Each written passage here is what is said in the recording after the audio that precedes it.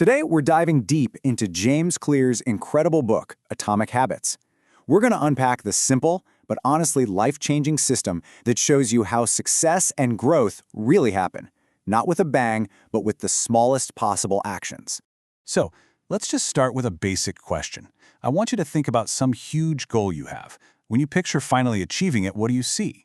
For most of us, we imagine one massive heroic moment, right? A single breakthrough that just changes everything overnight. But is that really how it works? Is it all about one giant leap to glory? You know, that whole go big or go home idea? Sounds amazing, but what if that's the very thing that's actually holding you back? And that's where we get to the absolute core of Atomic Habits. The book's big idea is that real, lasting change doesn't come from some dramatic, overnight transformation. Nope, it comes from the compounding effect of hundreds of tiny, almost invisible choices you make every single day. Okay, so just how small are we talking here? Well, that brings us to the first and maybe the most powerful idea in the entire book, the 1% rule. The whole idea is so simple, it almost sounds too easy. Don't try to change your entire life in one day. Just try to get 1% better at something. I know, it sounds like nothing, right? A 1% improvement? You'd barely even notice it. But this is where the magic happens. This is the power of compounding. That tiny, daily 1% improvement doesn't just add up. Oh no, it multiplies. If you get just 1% better each day for a whole year, you will end up an unbelievable 37 times better than when you started. And think about how this plays out in the real world. You've got a student who decides to study for just 5 extra minutes a day, or maybe an office worker who puts aside just 10 rupees every single day. In the moment, these things feel totally insignificant, but over months and then years, they build into amazing grades and a really nice chunk of savings. So if these tiny habits are so powerful, how do we actually, build them? Well, to do that, we first have to understand the science of how any habit, good or bad, actually gets formed.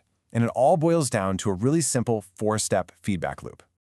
Every single one of your habits follows this exact pattern.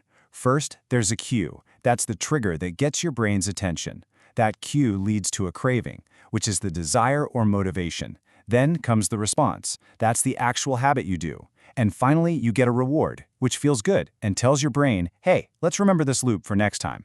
Think about your phone buzzing. That's the cue. You get a craving to see who it is, your response is to grab the phone, and the reward is watching a funny video.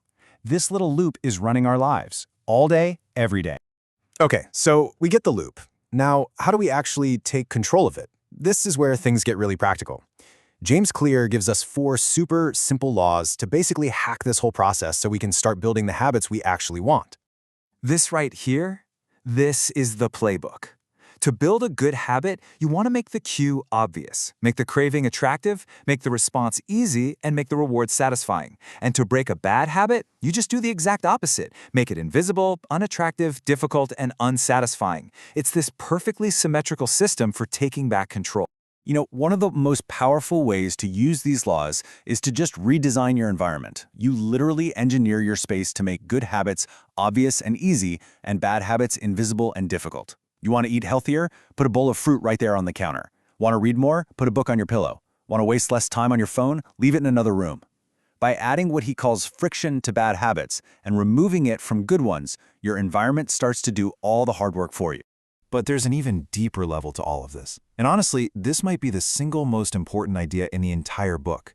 See, real, lasting change isn't just about what you do. It's about who you believe you are. It's about your identity. This quote just nails it, doesn't it? Instead of focusing on a temporary goal, like I'm going to finish this one book, you focus on becoming a new type of person. You become a reader. When you do that, the habits just become a natural expression of who you are, and that is so much more powerful. Just look at the difference here. I want to get fit. That's a goal. But I am a healthy person. That's an identity. A healthy person just naturally makes healthy choices.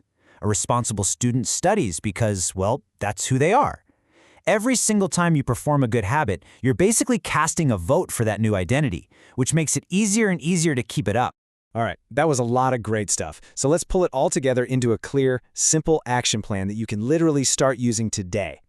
So here it is, your cheat sheet. First, aim for that tiny 1% improvement every day. Set up obvious triggers for the good stuff and design your space for success. Don't forget to add friction. Make those bad habits a real pain to do. And remember, focus on becoming the person you want to be, not just hitting some random goal. But most important of all, choose consistency over perfection. Just showing up, even when it's not perfect, is how you really work. And that leaves us with this final, powerful idea. We love to think of success as this big finish line, right? A destination we finally arrive at. But what Atomic Habits teaches us is that success is really the system you build. It's the small habits you practice day in and day out. It's not the event, it's the process. So the only real question left is, what 1% change are you going to make today?